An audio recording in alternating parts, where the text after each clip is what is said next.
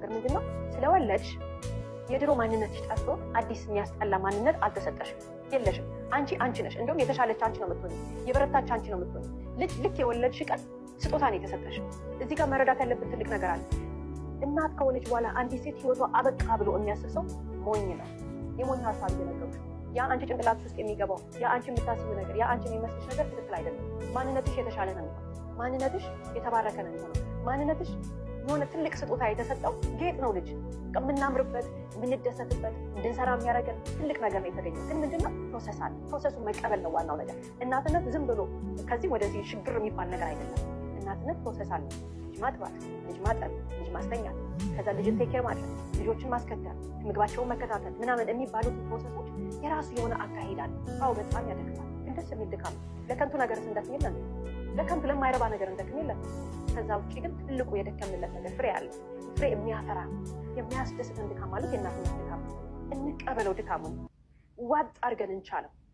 ቆራጥ ሆነን የእናትነትን ኃላፊነት ለመወጣት ዝግጁ እንሆን። ይሄ የአእምሮ ዝግጅት ብዙ ነገራችንን ያቀልልናል። እናት ስትሆን አንድ ሴት ትልቁን መዘጋጀት ያለባት ከቁሳቁስ የበለጠ ጭንቅላቷ ላይ ነው። ለምን?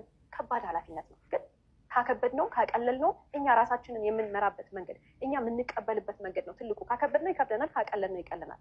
ድካሙንም ለመቻል ኃላፊነቱንም በአግባቡ ለመወጣት ጊዜውንም በአግባቡ ለመጠቀም ከቆረጠች አንድ ሴት እናትነት ጌጧ ነው። እናትነት ደስታዋ ነው። እናትነት የምትመረታበት መንገድ ነው የሚሆናት። እናትነት የምትኖርለት ነገር የምታገኝበት ትልቁ ጸጋ ነው የሚሆናት እንጂ እዳ አይሆንባትም። ብዙ ሰዎች መጥተው በቃ አለቀ፣ ከዚህ በኋላ እኮ ህይወትሽ በቃ እኮ ከዚህ በኋላ እንደዚህ ሆንሽ፣ ቁጭ ብለሽ አሳድጊው።